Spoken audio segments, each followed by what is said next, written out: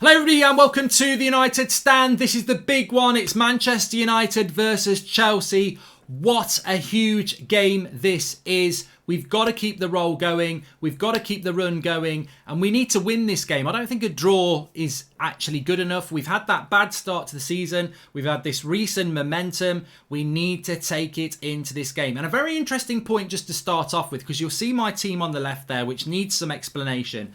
But the energy and tenacity of this team is an absolute must against Chelsea. I saw something on Twitter today, United Arena in Manchester Evening News, talking about distance covered against PSG. And this blows any other dig people want to have a go about Ollie and his tactics and say that he parked the bus against PSG. The top three players for both sides against PSG on Tuesday for distance covered were Bruno, McTominay and Fred. For distance covered. That's so important. But beyond that, the top 7 players on the pitch, including PSG and United players, for distance covered, 6 of them were United players. Luke Shaw, Wan-Bissaka, Marcus Rashford with Bruno, Fred and McTominay. How do you park the bus and then cover that sort of distance? You don't. If you park the bus, it's about positional sense and not really moving around that much. The reason United topped the distance covered, in fact smashed the distance covered records against PSG on Tuesday night, is because we were a very energetic and tenacious side. And yes, we did defend, but when we got the ball, we got up the pitch quick. And in the last 25 minutes, we dominated and got up the pitch a hell of a lot. So it's back and forward, back and forward. Fantastic from Manchester United and fantastic from Ollie and the coaches in the way that they set that up. And it's so important that we take that into this Chelsea game. Chelsea and Manchester United, parallels. Last season, we were fighting for third. We don't know what we're fighting for this season. 2 ex-legends of both clubs managing. Ollie schooled Lampard twice in the league last year. Lampard's had a load of money. Ollie not necessarily. But look, we're playing catch up. We need to do that. And the exciting thing is, Chelsea played 5 games. They've got 8 points. We've played 4 games. We've got 6 points. If we beat them, we're above them and we've got a game over them. So who's had the bad start to the season then? The press, they want to get onto it. Oh, Poch over Ollie. They don't talk about Lampard. I like Lampard. I like the way Chelsea play football. I think we're building similar things in the way relation to our projects, but Lampard's been backed better by Chelsea. And I'm not saying Lampard should be sacked or anything like that, but the scrutiny Ollie gets compared to that it's somewhat unfair, I think. But look, let's have a look at this team on the left-hand side. There's going to be loads of people on how they'd set up. I really want to see you in the comments putting how you'd set up in your favourite formation. But for me, in this game, Chelsea will play 4-2-3-1. Their midfield pivot of Kante and Jorginho sitting deep in front of that back 4. And then it will probably be Werner up front with 3, probably play Mount again, Havertz and... Pulisic is fit. He could play Ziyech. They've got options. They're a very good team, Chelsea. But it's how we set up. We're the home team. We've had the better result in midweek. We've got the confidence. And it's that distance covered stat that's really important in this game. We've got to take energy, confidence, tenacity and belief into this game from the PSG game and build. Because as we know, after today, after Chelsea, we've got Arsenal, we've got Leipzig, then we've got Arsenal, then we've got Everton. There's no easy game to come. It's not like you beat PSG and then you're playing West Brom at home. We haven't got those results. We haven't got those fixtures. We've got to go game to game. We lose to Chelsea on Saturday and everything we've done against Newcastle and PSG disappears because we're 6 points after 5 games and we're in the bottom half and we're panicking going into that Arsenal game again and the belief is gone. The bubble is burst. So we've got to believe and we've got to go into it. And I believe in this team and I'm sure many of you do. So I would not play the back 5. Why would you play a back 5 against Chelsea and minimise where our strength is? You play a back 5 against Chelsea, you can only play 3 midfielders, 2 of which are going to be holding midfielders. So you can only play 1 attacking midfielder. And then you play 2 up front, but we can't play Martial and Cavani's not ready. So what are you going to do? Rashford and James. The reality is our strongest area at the moment in our squad is our midfield. Matic, Fred, McTominay, Bruno, Van der Beek, Pogba, Mata. That's 7. Not to mention people such as Lingard, Pellistri and whatever else. So midfield is our real area where we're really strong. And that's why that team that I've set up on the left, or you could do the diamond, I'm going to talk about that, is really important. Now, Harry Maguire, for me, if I'm Ole Gunnar Solskjaer, I'm saying, Harry, look, whether you declare yourself fit or not, you'll play against Leipzig, you're not playing against Chelsea. That's what I would do. My fear is Ollie values Maguire, as do I, and as his captain, and he'll throw him straight back into the team. I'm convinced if Maguire played against PSG, we would not have had that result. The reason we got that result against PSG was the leadership that Bruno had, the belief and concentration that everyone had from that, and the most important thing was the mobility. The mobility of that team. There was no slow player. There was no Matic, there was no Mata, and there was no Maguire. And I like those three players, but the mobility of that team killed PSG. Now, I'm not saying we need that total mobility against Chelsea. I'm not saying that. But why would you bring Harry Maguire back into that team? Our hardest game in a long time and our best performance in a long time, we didn't miss his captaincy. We didn't. We were very good without it. So you don't need to bring him back in because he's captain. It's not like bringing Roy Keane in or a John Terry. We didn't miss his captaincy. Did we miss him as a centre-back? Well, yeah, we did. We missed his aerial ability, but PSG didn't use that. Will Chelsea use their aerial ability? Not really. Not really. So, to me, Tuanzebe, Lindelof, centre-backs. Now, it also means that a player I think played fantastically well against PSG and did something that I don't think many people can do in Luke Shaw, which is play left-back and left centre-back. He would have to miss out for this game because Telles and Wan-Bissaka have got to be the full-backs. But Lindelof and Tuanzebe have earned that right to play as centre-backs for me. So they would be my centre-backs. And to those who say, well, you can't play Tuanzebe twice, don't play Tuanzebe against Leipzig. That's where he gets his rest because we need pace in the centre-back position. You will not get that if you take Tuanzebe out and put Lindelof with Maguire. We'll lose that pace. And one thing Timo Werner is, amongst other things, is very, very quick. So Tuanzebe and Lindelof play for me. Luke Shaw drops to the bench and you play a back four. And then in the midfield, it gets interesting because this is a brave way to play, but I think it's the right way to play. Now, you could do the diamond. You could play McTominay, Fred, Pogba, Bruno, and then play Mason Greenwood and Rashford up front. And I'm happy if we do that. As long as we've got the back four, I'm happy if we do that. But I actually quite like this team. You still, instead of playing one at the back, you play Fred and McTominay to shield that back four, but to provide the tenacity and energy to go and win the ball back. You then play Bruno in the central attacking midfield position, and he's got more license to attack because he's got Fred and McTominay sitting behind him. You play Mata on the right-hand side, which we did against Newcastle, and I think Mata deserved to start against PSG, but probably, his age, but more importantly, the tactical setup meant we couldn't play Mata. And on the left-hand side, I play Pogba or Van der Beek. Now, people are going to go, you can't do that. It's got to be Dan James or something like that. How can you play? Is Mata a right winger? Does he play with pace and skin people? No. He's an attacking midfielder. He's an intricate footballer. He's an intelligent footballer. Why can't we do that on the left-hand side? Why can't we put Paul Pogba on the left-hand side? A player who has then not got to worry about his defensive responsibilities because he's got McTominay and Fred doing that. A player who is still in the midfield but can express himself off that left-hand side, which he prefers to do, with Telles there, with Rashford ahead of him. I would play Pogba off that left midfield spot with because this is something we've moved away from. I've said this so many times this week, I've always been about the three fast flair players, the Greenwood, Martial, Rashford thing.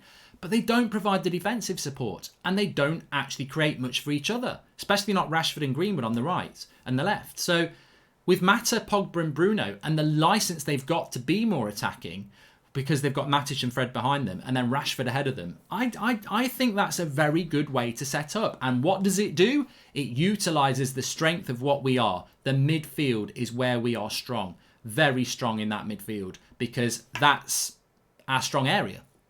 To repeat it, we've got, even with that system there, you've still got Van der Beek on the bench, Matic on the bench, and potentially Lingard on the bench. So lots and lots of options, as well as Greenwood. So that's how I would line up all the diamond, and it's got to be a back four. And I think, Pogba lovers, they might look at that and go, I don't like it. You would like it because he'd be in a more advanced attacking midfield position. And let's not forget, him and Bruno and Mata can all interchange as well. So I think we need to move away from this speedy flair players on the width and start utilising some of these ballers we've got, the Pogbas, the Brunos, the Van der Beeks, the Matas, because pace doesn't matter so much if you're pushing a team higher up the pitch, which we can do with Tuanzebe.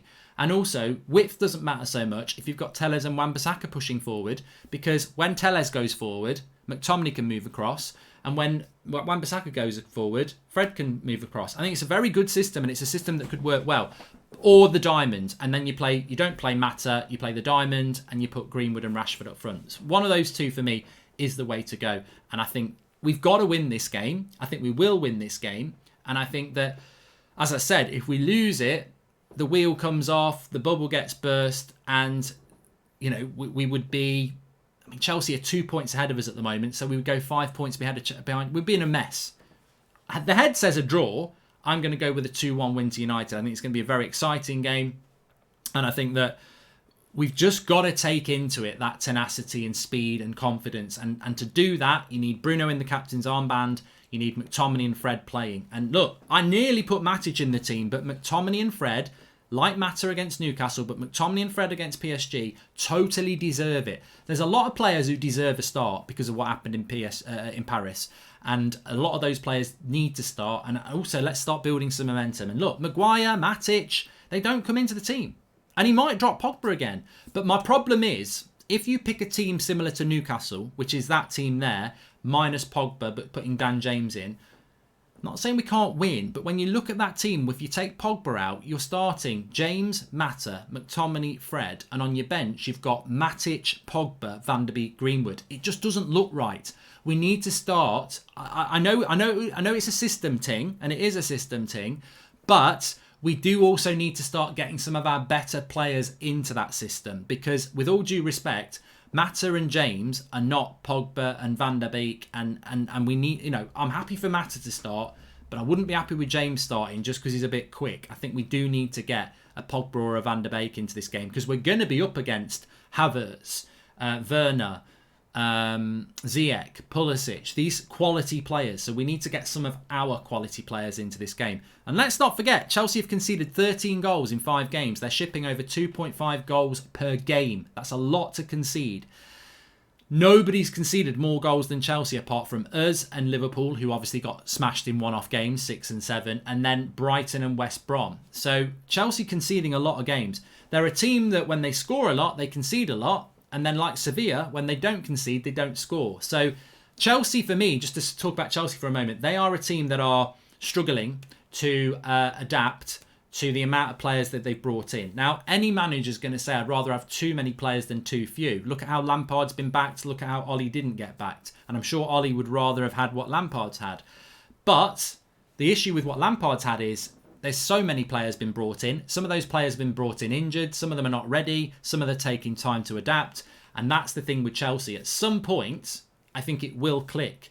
It doesn't have to be on Saturday night, but it will click, and Chelsea will start to become the team that Lampard's building, because he's bought quality players. Ziyech's quality. Pulisic already there, quality. Havertz is quality.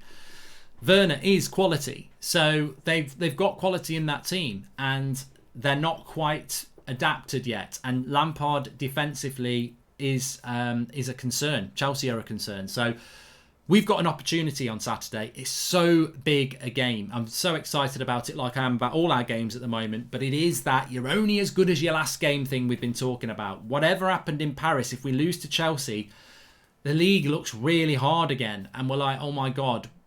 We don't want to be that team. We've got to go on a run. We don't want to be the team that beats PSG and deserves it and then lose to Chelsea, because then we're in that confusion state again, aren't we? Is it the manager? Is it the players? Is it the lack of backing? What we need to do, despite the bad transfer window and despite that we didn't really have the summer that we wanted, we need to still produce. And when the team news comes out at 4:30 on Saturday, we're going to be looking at that team again, and we're going to be scrutinising it, because it could be that team. It could be a back five. It could be a diamond. Cam's got another one he's going to show you in a minute. I'm sure if you look in the comments, there's going to be lots of different ones. So when that team news comes out on Saturday night, nobody's going to go, well, they are, but not all of us are going to go like that, because you can't predict it. But it's in a good way. Like, Mata does deserve to start. He might not. Pogba might not start again. He might start Dan James. He might start Greenwood. He might bring Maguire straight back into the team. There's loads of things he can do that people are going to go, I agree with, or I don't agree with. But they're good problems to have. They're good problems to have, because there's so much competition around the team at the moment. And as I say, if you go to a back four, Luke Shaw's probably on the bench. Does he deserve to be on the bench? I don't think so. But the thing about it is, it might be a good problem to have. that, you know, you've got so many big decisions to make, but it doesn't make those big decisions not under scrutiny. It doesn't mean you can't make a bad decision. Like, you might think, no, I'm not going to play Pogba in that system. I'm going to play Dan James. You're 3-0 down at half time. You should have played Pogba. So he can make bad decisions, even though he's in a position of strength where so many people are playing well and so many people are trying to force their way into the team. So look, Ollie's earning his corn at the moment, and I think that he needs to keep it running. And as I said, if we beat Chelsea on Saturday, and I really hope we do, you're then looking ahead in the Premier League to Arsenal the following week, and that's a massive game. And can we win that game? So it doesn't stop. Every game is a unique challenge. We haven't got the West Brom game at home after the PSG game where we can go, well, we should win that and we can rest a couple of players. Every game matters because we lost 6 points. And remember, this is at Old Trafford. We've lost to Palace at home. We've lost to Spurs at home. If we lose to Chelsea, we've lost our first 3 games of the season at Old Trafford. And one other thing that really annoys me is that we've got this game in hand that we're not playing anyway.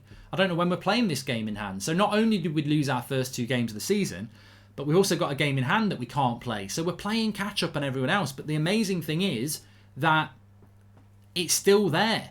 Like, Liverpool have drawn and lost the game. City have drawn and lost the game. Spurs have dropped points. Arsenal have dropped points. Chelsea have dropped points. So if we beat Chelsea and we beat Arsenal and we beat Everton, the next international break, we're probably going to be technically in a title race. And that's what we've got to try and do. And that's what we've got to try and achieve. Because when you look at this season and you look at this Chelsea versus United thing and you look at the battle between Lampard and Ollie, and it is this, we seem to be on the same track. Last year it was about top 4. This year it's about, can we close the gap on Liverpool and City? Yes, we can. Like, Liverpool, it's their 4th season, Liverpool. Like, they got the Champions League final against Real Madrid. Then they won it the following year. Then they won the league the following year. So it's year 4 for this team. Van Dijk, injured. Their midfield doesn't look as strong as it did before. That, you know, still reliant on Salah and Mane a lot. You know, this is year 4 for Liverpool, so they are looking a bit vulnerable. I still think they're favourites, but they're vulnerable. Man City, to me, they're not the team they were 2 years ago. They're not. They're a good team. They can win the league, but they're not as good as they were. Man City, Arsenal, Chelsea, they're improving. Everton are in the race, but this is why we need to be in it. This season, it's there up for grabs. How disappointing would it be if we went losing to Chelsea, losing to Arsenal, and just fell away from a season that I think if we can get some results and get some consistency, we can achieve something this season, despite the fact that the board didn't really back Ollie. We can do it. So momentum, belief, confidence, and that's to me why it's so important that in this game on Saturday that you do see Fred, McTominay, you do see Bruno as captain, you do see Tuanzebe and Lindelof. You do try and keep as many players together from that PSG game that you can, but also you've got to evolve the back 5. You can't send the same team out because we can't play a back 5 against Chelsea. Chelsea play 1 up front in Werner. You can't play 3 centre-backs. It's a waste of time. It gives them the momentum. We've got to go back 4. We've got to tweak it a little bit, but keep Bruno as captain. Keep McTominay and Fred as the the energy in the base of that midfield. It's really, really important. And as for Lampard and Ollie, look, we beat him twice last year. He tactically outdid him twice last year. I think at times Chelsea were better than us in both games, but we outdid them. We played well defensively and we beat them on the counter. This season, I want to see an evolution, and the reality is, you know, if Lampard beats Ollie on Saturday, everyone will say, well, we've taken a step backwards. I don't think we have. I think we have, but I don't think it's totally fair because Lampard's taken a massive leap forward in relation to the investment that's been shown in him. Like, they didn't have Ziyech and Werner and Havertz last year and anybody else that they bought. They're real quality players. We finished level with them in the Premier League last season. We were above them on goal difference in 3rd. Did we add in anywhere near the quality of a Ziyech or a Werner or a Havertz in the summer? Look, Telles is a good signing. Van der Beek is a good signing. But Ollie didn't get the main players that he wanted. So, look, maybe Chelsea should be coming into this game as favourites in some ways because they've had the better summer. They were level with us last season. But I don't think they are. And I think that we are fighting Chelsea again. You know, we can't both. Well, we can, but I don't think at this stage, if one wins and one loses, the winner can say, look, we're in the race. We're going to fight Chelsea and City. City and Liverpool. The loser I think they're going to go, look, if we beat Chelsea, we've played 4 games. We've played 5 games if we beat Chelsea, and we've got 9 points. Chelsea will have played 6 games and have 8 points. We'd be a point ahead of them and a game in hand ahead of them. So it's big. Neither team can lose this game. A draw, and my head says a draw, isn't a great result either. So the win, massive. I think both clubs, again, Chelsea and United, Ollie and Lampard, this game is pivotal to this early season for both of us, because if we win it, momentum's with us. If Chelsea win it, momentum's with them. And if either of us lose it, we're like, oh my God, we're in a bit of trouble again. So we don't want that. We need to win it. And I think we can do, but I think we're going to have to go into it. And look, I know a lot of people say Van der Beek should start, and maybe he should do, but I just don't think you can leave Fred or McTominay out at the moment. And it's going to be very interesting what Ollie does, because, as I said, Cavani's out. Cavani's not going to play in this game. He can't start this game. There's no way in the world he can be fit enough to start this game. Maybe we can get him on the bench. I'd like to see that. Maybe we can do that. But this game's going to be high energy. You're going to need real match sharpness, which is why I don't think Matic can play. And I certainly don't think Maguire should be coming back in. But look, you can get your comments and your formations in below in relation to that. But we've got lots of reasons to be confident. You know, Greenwood, hopefully he'll be on the bench. Maybe he'll even start if we play the diamond. So much belief in that squad, so much confidence. I've not even mentioned De Gea. He's playing fantastically well at the moment as well. But look, Cam has... I love Cam's little 60-second tactical stuff. So let's have a look at what Cam's got to say about this game. Hi guys, Cam here with a tactical look ahead to Manchester United versus Chelsea on Saturday. Chelsea's defence has made a lot of individual mistakes recently, so it's vital that we get the ball into the penalty area as much as we possibly can. And so in that vein, I think Ole will go with a diamond shape so that Rashford and Dan James can try and take on their men and get the ball into the box for the late runs of Paul Pogba and Bruno Fernandes.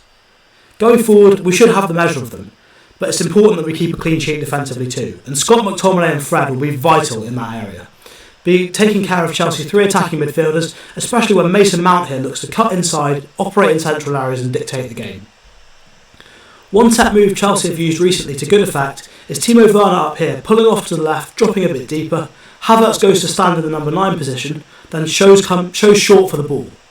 Then Timo Werner goes in behind, ghosting through, and a long ball's played because the defence have switched off. So it's really important that we're intelligent and wise to that situation, and if we can keep that under control, we can win this game.